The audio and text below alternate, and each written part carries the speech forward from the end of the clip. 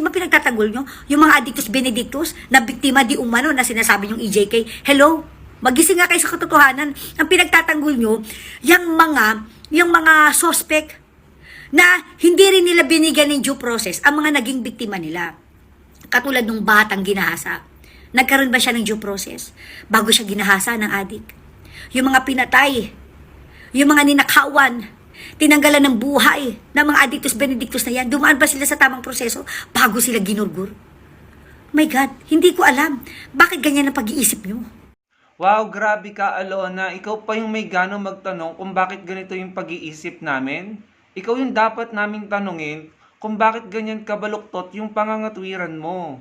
Alam niyo mga kababayan, it's high time po talaga na magsama-sama po tayo at lahat po tayo mag-pushback, no? At labanan yung mga ganitong uri ng content creator at yung kanilang mga naratibo dahil kung hindi, mamamayagpag po yung mga yan at mga maling tao na naman po ang maluluklok mga kababayan. Linawin po natin eto po, sana naman po maunawaan nyo. Hindi po natin pinagtatanggol ang mga suspect, ang mga kriminal, no? Lalo na yung mga obvious na nakagawa ng krimen. Ang pinagtatanggol lang po natin dito is yung due process, no? Yung sistema ng tamang proseso sa pag-alam kung ang tao ba ay guilty or hindi, no? Yun po yung pinagtatanggol natin dito. Kasi mahalaga po yun. Dahil kung yun po ay babaliwalain natin, yung due process, yung sistema ng paghahanap ng hustisya, maaari po tayong magparusa ng mga inosenteng tao. Maaari pong ang tinutumba natin kung may death penalty ay mga inosenteng tao. Ako po, aaminin ko po sa inyo, pasintabi sa ibang stand, pero ako po ay pabor sa capital punishment. Pabor po ako sa parusang kamatayan. Pero sa mga piling krimen lamang, yung mga karumal-dumal at saka talagang sobrang tindi ng, for example, massive corruption ang ginawa, sobrang tindi, at saka yung talagang mabibigat po talaga na kasalanan, no? Yung po yung para sa akin na dapat patawan ng parusang kamatayan. Pero bago po tayo magtumba ng magtumba, kailangan po nating ipasa ang batas na nag-aalaw sa atin na mag-execute ng mga napatunayang kriminal, no? Kailangan po na ipasa muna yung batas at kailangan maayos ang justice system para hindi po inosente ang napapatawa ng parusang kamatayan. Kailangan fair and square, walang kinikilingan. Kaso sa sobrang delay ng pagbigay ng hustisya sa bansa natin at kitang-kita naman natin yung mga mayayaman na politiko na bilyon-bilyon ang ninakaw, malaya pa rin kahit may mga conviction na, no? Tapos yung mga nagnakaw lamang ng mangga at mga maliliit na halaga, naandun nakakulong, no? Habang nililitis yung kanilang mga kasalanan. Ibig sabihin lamang, hindi po patas, no? In my opinion, hindi pa rin patas po ang justice system sa bansa natin. Kaya napakadelikado po kung tayo po mag-i-implement ng capital punishment or death penalty. Going back dun sa sinasabi ni ate, malinaw po ang pinaglalaban natin. Hindi po yung mga kriminal or suspect, hindi po natin pinagtatanggol ang mga yan. Ang pinagtatanggol po natin is yung due process, no? Ako po personally, wala po ako nararamdamang awa, no? Or simpatya sa mga kriminal. Pero kailangan po nating patunayan sa korte na sila talaga ay kriminal bago natin sila parusahan. Dahil kung hindi nga po, pag nagkamali tayo, baka inosente po yung pinaparusahan natin. Lalo na kung ang gusto nyong sistema is yung patay-patay-patay. Yun ang mahirap, no? Para na tayong walang pinagkaiba sa mga kriminal niyan kung dahil sa kagustuhan natin na itumba na sila dahil suspected criminals na sila or alleged, no? Gusto nyo na itumba na sila pero yung pala, inosente sila. In reality, inosente pala sila pero hindi na nalaman dahil itinumba na, no? Wala na po kayong pinagkaiba niyan sa mga kriminal. Yung mga kriminal na nambibiktima ng mga inosente, wala na po kayong pinagkaiba sa kanila. Dahil kayo, sa kagustuhan nyo na itumba yung mga pinagbibintangang kriminal or mga suspect, nadadamay nyo na po ang mga inosente. Yun po yung gusto naming iwasan. Kaya po, gusto namin ng due process, no? So, wag nyo i-misinterpret, wag nyo itutwist yung kagustuhan ng mga hindi nyo kasama sa inyong pinaglalaban or yung kagustuhan ng mga tao na hindi kagaya ng inyong stand, huwag nyo itwist yung stand namin na sinasabi nyo na pinagtatanggol namin ng kriminal at mga suspect. Mali po, hindi po ganun. Gusto lang namin ng due process. Para saan pa yung mga batas na ginawa? ang justice system, ang mga korte, ang mga abogado, ang konstitusyon, para saan pa yan kung hindi natin susundin? Yang mga yan ay sistema na binuo para maiwasan or ma-minimize ang pagkakamali. May mga sistema na nga tayo, pumapalpak pa rin. May mga tao na nakakulong ng mahabang panahon, 10 years, 20 years, only to find out na mga inosente pala sila. May mga ganyang kaso. So yung pangangatwiran mo at yung pag-iisip mo ang ayusin mo, Alona. No? Wala ka sa katwiran. Mali yan. At hindi ka namin papayagan na mamayagpag yung mga ganyang uri ng pangangatwiran nyo. Tama na yung panahon nyo. Tapos na yung kultura ng pang-tutwist, panlilinlang, at pagmamind condition na ginagawa nyo in public para manipulahin ang public opinion. Namayagpag na kayo from 2015 sobra naman kayo. At saka dun sa sinasabi mo, nakakatawa ka naman. Sinasabi mo na, kino-question mo, bakit hindi binigyan ng due process ng kriminal yung biktima niya? Hinahanap mo nasan yung due process para dun sa biktima ng kriminal? Aba naman, Lord, total naman, minura ka nung idol nila, bakit hindi mo sila... Ewan. Saan ka nakakita ng kriminal na magbibigay ng due process sa bibiktimahin niya? At ano bang due process yung tinutukoy mo? Ano bang ibig mo sabihin? Na bago biktimahin ng isang magnanakaw ang kanyang nanakawan, sasabihin niya muna o kailangan muna nating alamin kung hindi ko alam kung anong due process ang tinutukoy mo. Ano ba yung dapat na due process na ibibigay? Ano yung dapat alamin? Ano yung dapat gawin ng kriminal sa biktima niya bago niya gawin yung krimen niya? Para naman, nga naman, Diyos ko Lord. Criminal mind yan especially yung mga lango sa alak or high dahil nakabata. Hindi yan, wala yan sa katinuan, wala yan sa sarili.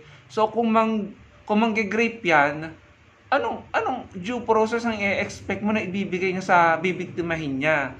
Tapos tatanungin mo kami, bakit ganito kami mag-isip? Aba naman, grabe, alam nyo, sa mga hindi pa rin nakaka-realize, ito yung importance ng pagtuturo ng mathematics, no? At ng comprehension sa school. Kaya kailangan yung DepEd natin, yung mga educational institution natin, talagang tindihan nyo na i-impart or turuan ng ating mga kabataan para magkaroon sila ng skills na matinding skills sa critical thinking at sa comprehension. Dahil yung sinasabi nila, hindi mo naman magagamit yung trigo, yung calculus, yung algebra, yung kung ano-anong pinag-aaralan sa mathematics, hindi mo yung magagamit after mag-graduate. No, mali po kayo. Magagamit po yan because mathematics teaches us kung paano mag-isip ng critical, kung paano maging matalas, maging matalino, at basically maging critical, no? Kaya napaka-importante niyan.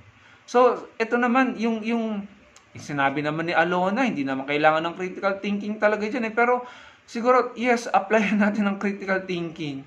My goodness naman, no?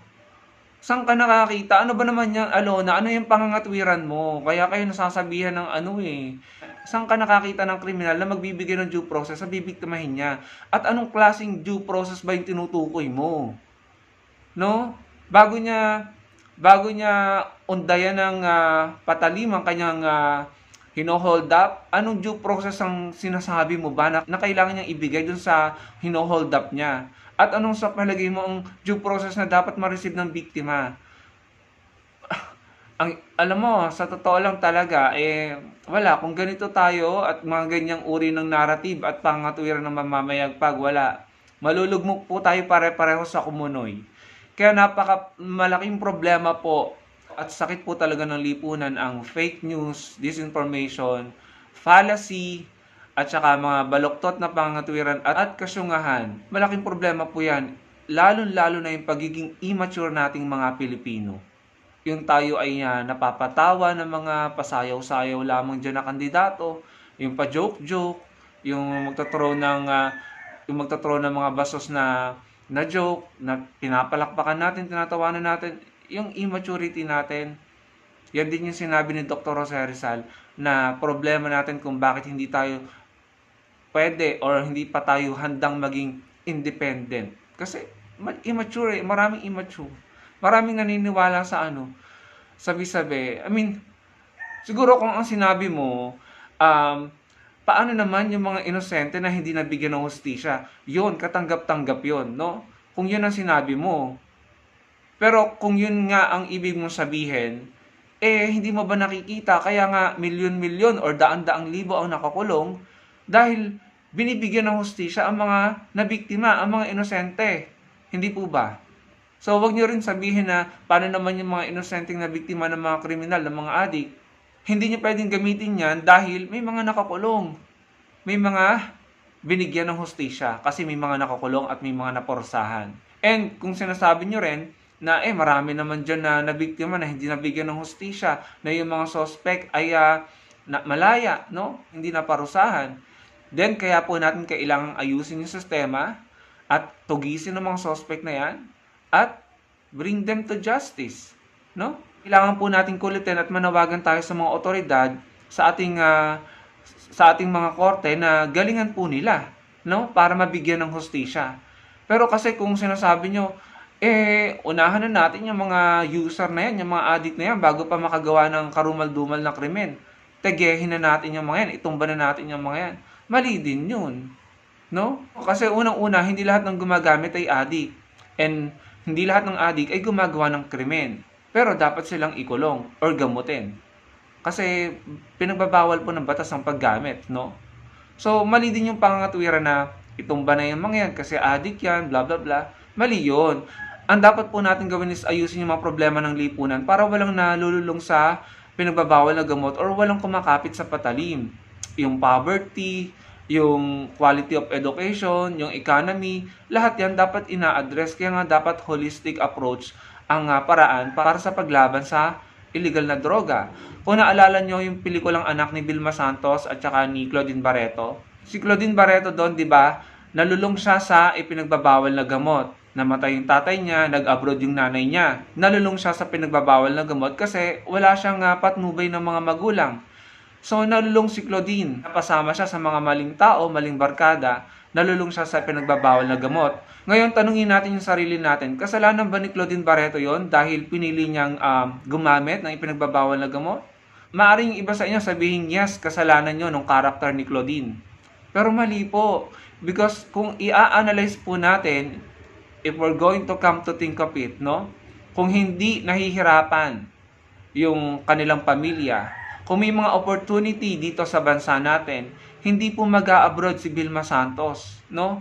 Hindi po mawawala ang mga magulang nila sa tabi ng kanilang mga anak. Maraming ganyan na OFW na yung mga anak nila nalulung sa droga.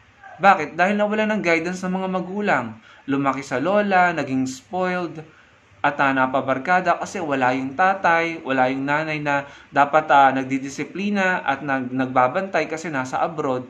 Bakit nag-abroad? Dahil mahirap sa bansa natin. Walang masyadong opportunity. So nakita nyo yung pinaka-problema?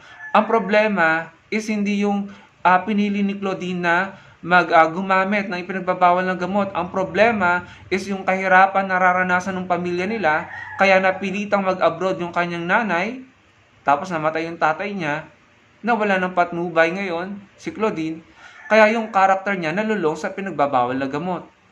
So, ang problema dito is hindi talaga yung mga gumagamit, hindi yung mga user. Ang problema dito is yung iba't ibang suliranin sa lipunan at yung pinanggagalingan ng illegal na droga. Kaya yun po yung panawagan namin. Yun po dapat ang solusyonan at sugpuin. Solusyonan ang iba't ibang suliranin ng lipunan at sugpuin ang sources, no? Kaso, yung hinahangaan nyo, sa panahon niya, bilyong droga ang nakalusot sa custom habang pinagpapapatay or habang talamak ang EGK. Tapos ngayon, magko-complain kayo, nagbabalikan na kanyo, andyan na naman kanyo yung mga user, pusher. Pero in reality, hindi naman talaga nawala dahil ineffective at failure yung war on drugs nyo. Kaya Alona, overconfident ka na questionin kung paano kami mag-isip. Pero in reality, hindi mo nare-realize na ikaw yata yung may problema dito. Baluktot yung pangangatwiran mo. So yun lang mga kababayan, nakakapagod po talaga na magpaliwanag at mag-pushback, pero kung titigil po tayo, talo po tayo pare-pareho. Pare-pareho po tayong lulubog sa kumunoy. Salamat po sa panonood. Sana po yung makapag-komento kayo at ma-share nyo ang video natin. Kung sa tingin nyo mali yung sinabi ko, ilagay nyo sa comment section at nang maunawaan ko yung ibang insights or opinion. Salamat po.